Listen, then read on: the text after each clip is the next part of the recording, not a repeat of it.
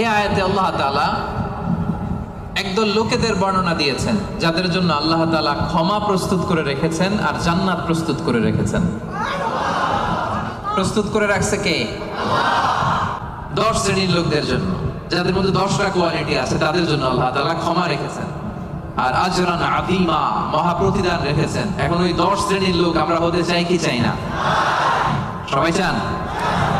এই 10টা অ্যাট্রিবিউট, 10টা বৈশিষ্ট্য যাদের জন্য আল্লাহ তাআলা ক্ষমা প্রস্তুত রেখেছেন, যাদের জন্য আল্লাহ তাআলা আজরান আযীমা, মহা প্রতিদান রেখেছেন, ওই 10 শ্রেণীর লোক হতে আমরা চাই কি চাই না?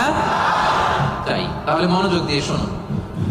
সূরাতুল আহজাবে আল্লাহ তাআলা 35 নম্বর আয়াতে 10 শ্রেণীর লোকের কথা বলেছেন, তাদের জন্য আল্লাহ ক্ষমা রেখেছেন মহা প্রতিদান।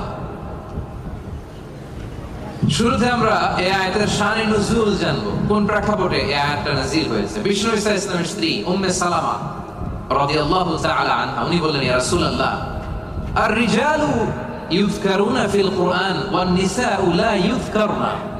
হে আল্লাহর নবী, কোরআনে পুরুষদের কথা অনেক বেশি বলা হয়, সাথে সাথে নারীদের কথা বলা হয় না কেন? নারীদের অভিযোগ আছে না নাই? এক বর্ণনায় এসেছে আম্মাজান উম্মে সালামা রাদিয়াল্লাহু তাআলা আনহা, আরেক বর্ণনায় এসেছে আরেকজন নারী। তারা এসে বললেন, ইয়া রাসূলুল্লাহ, ইয়া হাবিবাল্লাহ, আর-রিজালু ইউযকারুনা ফিল কুরআন ওয়ান নিসাউ লা ইউযকারনা। কোরআনের মধ্যে পুরুষবাচক শব্দ দিয়ে বেশি বেশি কথা বলা হয়, বর্ণনা দেয়া হয়, পুরুষের নাম বলা হয়, কিন্তু নারীদের কথা কেন উল্লেখ করা হয় না?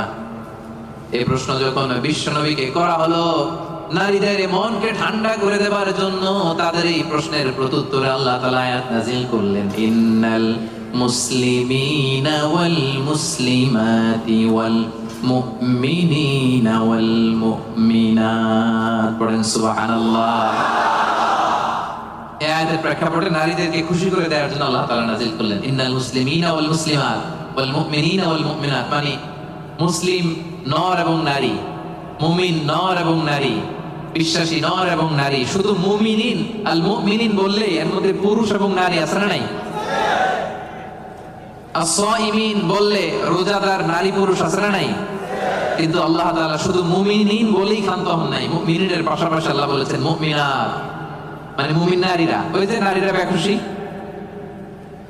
নারীরা অভিযোগ করেছে যে আমাদের নাম নাই না কেন?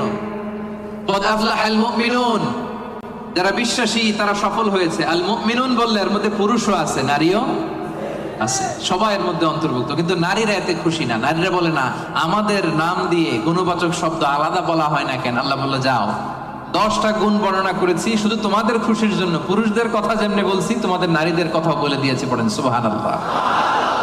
এজন্য আল্লাহ বললেন, ইন্নাল মুসলিমিনা ওয়াল মুসলিমাত, মুসলিম নর ও নারী, মুমিনিন ওয়াল মুমিনাত, বিশ্বাসী নর ও নারী, কানিতিন কানিতাত, অনুগত নর ও নারী, সাদিকিন সাদিকাত, সত্যবাদী নর এবং নারী, সাবিরিন সাবিরাত, ধৈর্য ধারণকারী নর এবং নারী, খাশিঈন খাশিআত, বিনীত নর এবং নারী, মুতাসাদ্দিকিন মুতাসাদ্দিকাত, দানশীল নর এবং নারী, সাইমিন সাইমাত, রোজা পালনকারী সিয়াম পালনকারী নর এবং নারী, হাফিদিনা ফুরুজাহুম হাফিজাত, লজ্জাস্থান হেফাজত করে এরকম নর এবং নারী, যাকিরিন যাকিরাত, জিকিরকারী নর এবং নারী, তাদের জন্য আমি আল্লাহ প্রস্তুত করে রেখেছি ক্ষমা, তাদের জন্য রেখেছি মহা প্রতিদান। পড়েন সুবহানাল্লাহ।